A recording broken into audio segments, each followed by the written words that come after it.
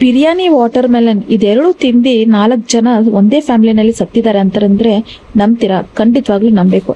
ಬೆಳಿಗ್ಗೆನೆ ಆ ತಾಯಿ ಏನ್ ಮಾಡ್ತಾಳೆ, ವಾಟರ್ ಮೆಲನ್ನ ಕಟ್ ಮಾಡಿ ಒಂದು ಪ್ಲೇಟಲ್ಲಿ ಇಟ್ಟು ಹಾಗೆ ಹೊರಟೋಗಿರ್ತಾಳೆ. ವಾಟರ್ ಮೆಲನ್ ಏನಾಗುತ್ತೆ ಅಂತಂದ್ರೆ ಕಟ್ ಮಾಡಿದ ತಕ್ಷಣ ತಿನ್ಬೇಕು, ಇಲ್ಲ ರೆಫ್ರಿಜರೇಟರ್ ಅಲ್ಲಿ ಇಡಬೇಕು.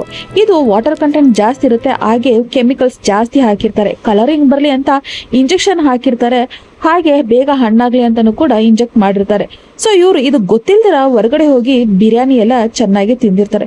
ಬಿರಿಯಾನಿ ಎಲ್ಲ ತಿಂದು ಲೇಟ್ ನೈಟ್ ಮನೆಗೆ ಬರ್ತಾರೆ. ಲೇಟ್ ನೈಟ್ ಮನೆಗೆ ಬಂದು ಮಕ್ಕಳು ಮತ್ತೆ ಅಪ್ಪ ಅಮ್ಮ 4 ಜನ ಸೇರಿ ವಾಟರ್ ಮೆಲನ್ನ ತಿಂತಾರೆ. ತಿಂದಾದ್ಮೇಲೆ ಸಡನ್ ಆಗಿ ಇವ್ರಿಗೆ ಏನು ಗೊತ್ತಾಗೋದಿಲ್ಲ.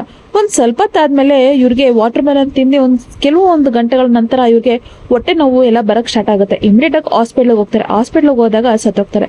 ಸತ್ತೋದ್ಮೇಲೆ ಪೊಲೀಸರು ಇನ್ವೆಸ್ಟಿಗೇಷನ್ ಮಾಡಿದಾಗ ಗೊತ್ತಾಗುತ್ತೆ ಇವರು ವಾಟರ್ ಮೆಲನ್ನ ಕಟ್ ಮಾಡಿಟ್ಟು ತುಂಬಾ ಹೊತ್ತಾದ್ಮೇಲೆ ತಿಂದಿದ್ದಾರೆ ಅಂತ. ಆ ವಾಟರ್ ಮೆಲನ್ ಇಂದ ಇವರು ಡೆತ್ ಆಗಿದ್ದಾರೆ. ಸೊ ಆದಷ್ಟು ಎಲ್ಲರಿಗೂ ಶೇರ್ ಮಾಡಿ ಹೇಳಿ, ವಾಟರ್ ಮೆಲನ್ನ ಕಟ್ ಮಾಡಿದ ತಕ್ಷಣ ತಿನ್ಬೇಕು, ಇಲ್ಲ ರೆಫ್ರಿಜರೇಟರ್ಲಿ ಇಟ್ಟು 1 ದಿವಸದಲ್ಲಿ ತಿನ್ಬೇಕು, ಇಲ್ಲ ಅಂತಂತಂದ್ರೆ ಇದು ನಮ್ಮ ಸಾವಿಗೆ ಕಾರಣ ಆಗುತ್ತೆ ಅಂತ. ನಿಮ್ಗೇನು ಅನಿಸ್ತು ಕಮೆಂಟ್ ಬಾಕ್ಸಲ್ಲಿ ಕಮೆಂಟ್ ಮಾಡಿ.